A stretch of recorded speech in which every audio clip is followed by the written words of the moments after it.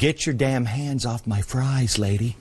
Do you remember that person that tried to warn us about what we put in our food and how we needed to regulate it and how we needed to be more cautious? And they told her, get your damn hands off my fries, lady. I want to be a fatty and shovel French fries all day long. That is my choice. It was Michelle Obama. And now every years, the Dietary Guidelines Advisory Committee meets to review the relevant research and give the American public advice about the latest nutrition science, a process food conglomerates are attempting to sabotage as we speak.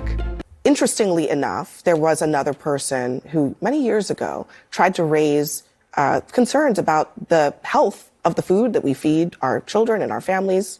And here's the reception. Get your damn hands off my fries, lady.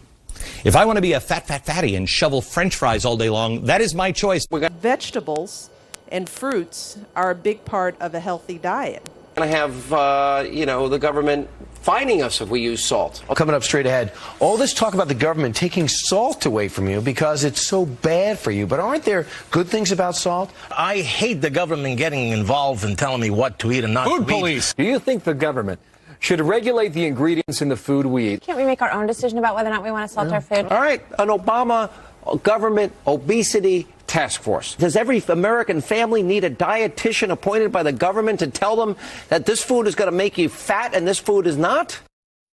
But that's pretty retro. I mean, Michelle Obama was actually responsibly, to be clear, talking about what we feed our children, what's in our food lunches, whether or not. I mean, in every possible way in which they can use their money and political power to encourage people to think their products are good and are willing to help them sell their products, they're going to do that. The evidence is grim. Ultra-processed foods are being linked in study after study to things like heart disease, diabetes, and cancer. Researchers are beginning to understand that many of them are functionally addictive. So who will win in this battle between big food and science? We set out to investigate, and in the process learned the disturbing truth about how big tobacco's lies continue to make Americans sick. When you change to Philip Morris, you'll feel better. So what exactly are ultra-processed foods? We asked molecular biologist and nutritionist Mary Nessel. These are foods that are industrially produced. They require machinery and they require ingredients that you don't have access to. So industrially produced, designed to be irresistibly delicious. That's their purpose. Corn on the cob is unprocessed. Canned corn, frozen corn are processed. Doritos are ultra-processed. It's not just junk food, to be clear. Many breakfast cereals, granola, and protein bars, diet foods, frozen dinners, sauces, and yogurt fit the ultra-processed label and are implicated in causing disease. A few years ago, I was writing about salt, and I went to the biggest companies and said, look, salt has become like this public enemy #1 because of its links to heart disease, and why aren't you cutting back on your use of salt?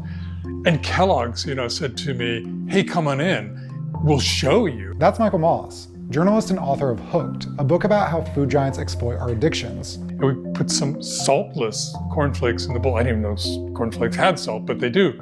But these saltless cornflakes went in our bowl, we put some milk on it, took a bite.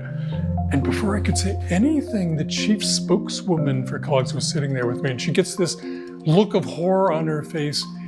And she swallows and she blurts out, metal, I taste metal, M-E-T-A-L. And I was kind of thinking the same thing, which was one of my fillings had come out and was sloshing around.